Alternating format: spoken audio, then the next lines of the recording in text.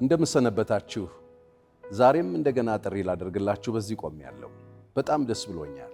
ኤጳፍራ የክርስቶስ ቤተክርስቲያን እነሆ 14 ዓመት ሞላት። አይገርምም? እግዚአብሔር ታማኙ እግዚአብሔር ልክ ሳሙኤል እንዳለው ያንን መሰዊያው ድንጋዩን ካስቀመጠ በኋላ እስከ ዛሬ ድረስ እግዚአብሔር ረድቶናል ሲል ስፍራውን አቤኔዘር ብሎ ጠራው እንደሚል እኛም አቤኔዘር ሆኖልናል። እግዚአብሔር ታማኝ አምላክ ስለሆነ ቃሉን የማያጥፍ ስለሆነ በታማኝነት በከፍታ ቢሆን በዝቅታ ቢሆን በማግኘት ቢሆን በማጣት ቢሆን በህመም በሁሉ ጊዜ ከኛ ጋር ሳይለይ በታማኝነት እነዚህን 14 ዓመታት አስቆጥሮን በእነዚህ 14 ዓመት ጊዜያቶች ውስጥ እግዚአብሔር በሰጠን ራእይ መሰረት ቅዱሳን የእግዚአብሔርን ፍቃድ እንዲያውቁ እንዲሁም ፍጹማን ሆነው ተረጋግተው እንዲኖሩ በጸሎት ስንጋደል በማስተማር እንዲሁ እግዚአብሔር በሰጠን ጸጋ ሁሉ አብረን ስንሰራ ቆይተናል። ከዚህ አገልግሎት ጋር ይህንን አውቶቡስ ተሳፍራችሁ ከኛ ጋር ያለፉትን 14 ዓመታት በታማኝነት እዚህ ድረስ አብራችሁን ለቆያችሁ እግዚአብሔር ይባርካችሁ፣ እግዚአብሔር ብድራታችሁን ይክፈል ለማለት እፈልጋለሁ። ዛሬ የፊታችን የካቲት 21፣ 22 እና 23 የተዘጋጀ ምስጋና ፕሮግራም አለ። አብራችሁን ከኛ ጋር እንድትሆኑ አብራችሁን ጌታችን እንድታመሰግኑ ጥሪ ያቀርብላችኋለሁ።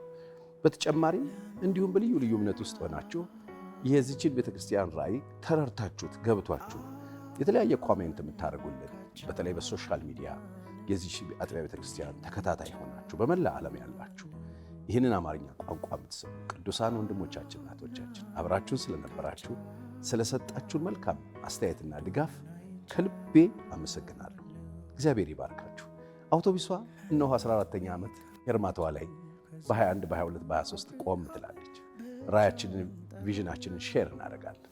ይሄው ነው ኤጳፍራ የክርስቶስ ቤተክርስቲያን ኢቫሉዌት ከተደረገች ከተገመገመች የምትገመገመው እሰራለሁ ብላ ተነስታ ይዛ የተነሳችውን ራእይ ምን ያህል ስኬታማ አድርገዋለች።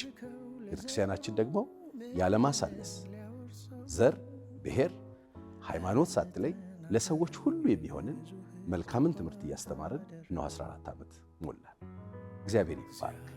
እናንተንም እግዚአብሔር ይባርካችሁ። ከቤተክርስቲያናችን ጎን ለቆማችሁ፣ ከአገልግሎታችን ጎን ለቆማችሁ፣ አብራችሁን ለነበራችሁ ለሁላችሁ እግዚአብሔር አምላክ በነገር ሁሉ መልካምን ያደርግላችሁ ብዬ መርቃችኋለሁ። እንዲሁም በቀጣይ ደግሞ ከኛ ጋር እንድትሆኑ እንድትጸልዩልን፣ አብራችሁ እንድትቆሙ በዚህ አጋጣሚ ጥሬን አቀርብላችኋለሁ። ደስ ብሎናል። ደስ ይበላችሁ። ከኛ ጋር እግዚአብሔርን አመስግኑ።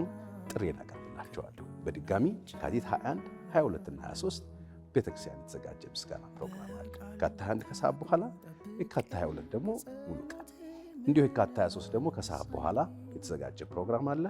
አብራችሁ እንድትሆኑ ጥሪ ያደርግላችኋለሁ። እግዚአብሔር ይባርካችሁ።